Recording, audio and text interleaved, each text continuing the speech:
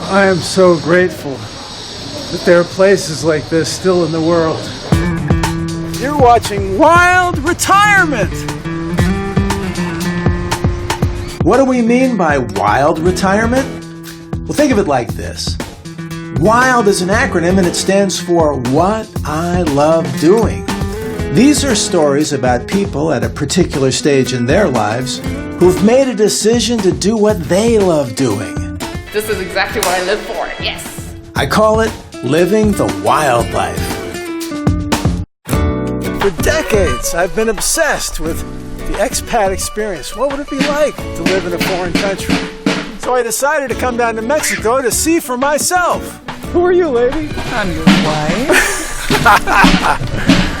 I'm with you on the ride, baby. Travel by luxury bus is a pleasure in Mexico, not to mention a super value. This one took Julia and I 60 miles east of San Miguel to Guanajuato, city of inviting lanes and alleyways, an amazing system of tunnels to get around, and a love of history, art, and literature. I see windmills. I was eager to meet our Airbnb host, Crystal, an expat from Denmark. Hola! Hey neighbor, welcome to Guanajuato. What's your name? I'm Jessica. Wait a minute. And where's Crystal? Our story took an unexpected turn. I am staying in the home of a very dear friend of mine, That friend being Crystal, who needed a last-minute house sitter. and I'm caring for a wonderful hound. And as long as he's got his ball, he is happy. Here's Jessica's amazing story. Well, I'm Jessica Vineyard, vagabond queen and world traveler. 4 years ago, I sold all my possessions, sold my house in the U.S., and I've been traveling full-time around the world ever since. Where have you been? Myanmar, Thailand, Vietnam, Philippines, Bali. Didn't make it up to Laos. Montenegro and Croatia, Italy, Spain, Portugal, Czech Republic, Hungary. Gosh, I don't know, England, Morocco. That was pretty amazing. Jumped over to South America, Ecuador and Peru. Mexico, of course, that's where I am right now. And I've been back to many of those countries several times. What happened? Well, I had been living in a small town in Oregon for 22 years. I was a hairstylist for 28 years. And at age 44, I earned my chemistry degree because I had always been a scientist at heart.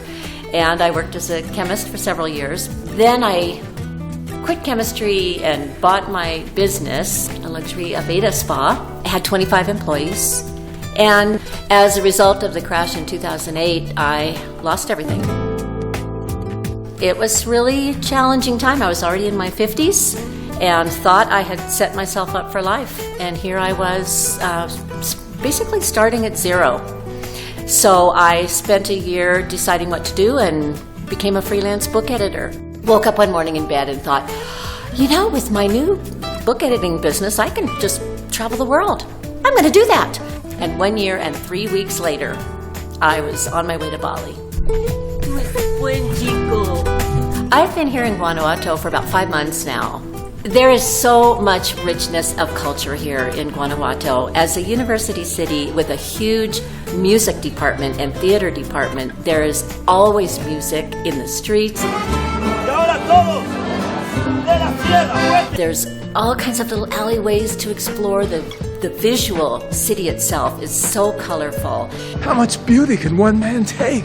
It's a very old city. It's been first established about 600 years ago, and it's built on solid rock.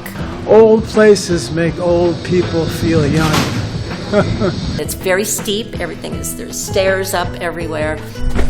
I like using these stairs for exercise. One of the first questions I got once I was in another country was a man who asked me, so, what are you running away from? Because that's what we're all doing here. And I looked at him and I thought, I'm not running away from anything. Are all you people running away from something? The thought hadn't even occurred to me. I was running toward grabbing a life and an adventure that I'd never experienced before. A complete unknown that just filled me with this exhilaration that was, well, I think it shows on my face probably. I can feel it coming out. This is great. I like to meet people wherever I can. wherever I can. Yeah. Especially nice people. Oh, thank you.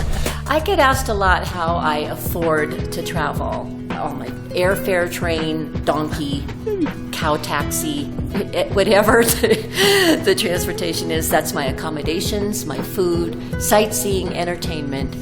My budget is an average of $1,200 a month. I don't stay in 5-star hotels. I don't even stay in 1-star hotels. I stay in youth hostels. I use a budget app, and I mark down when I have a cup of coffee. I can work from my laptop from anywhere in the world, and I don't even need Wi-Fi to do that, just once in a while.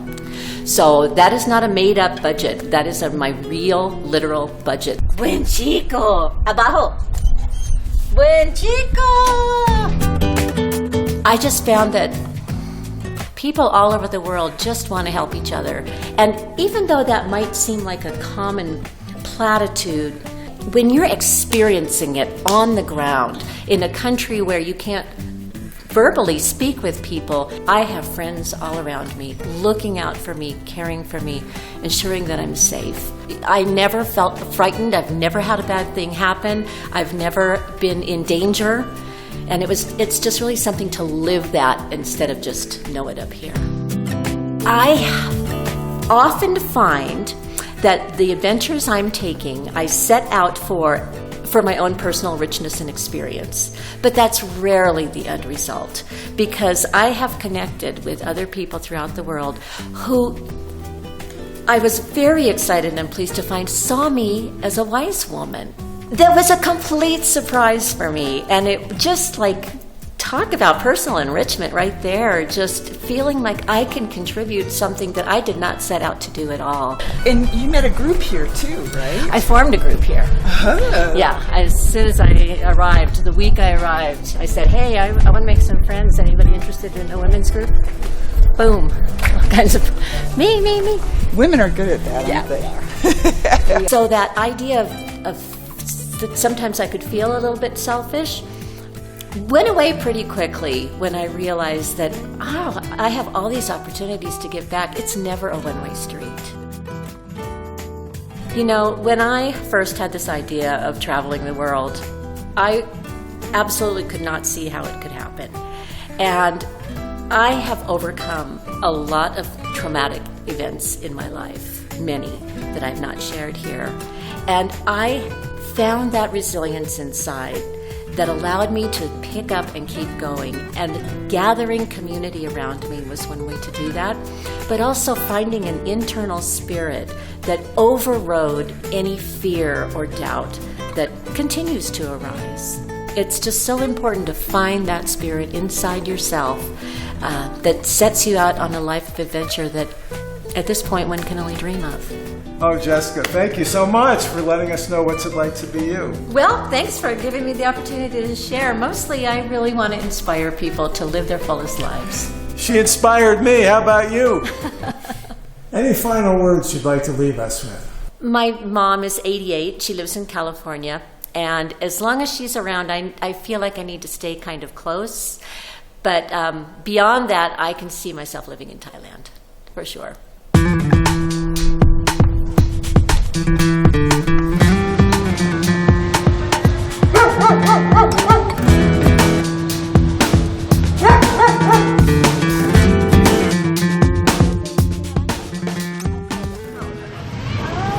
I got new life.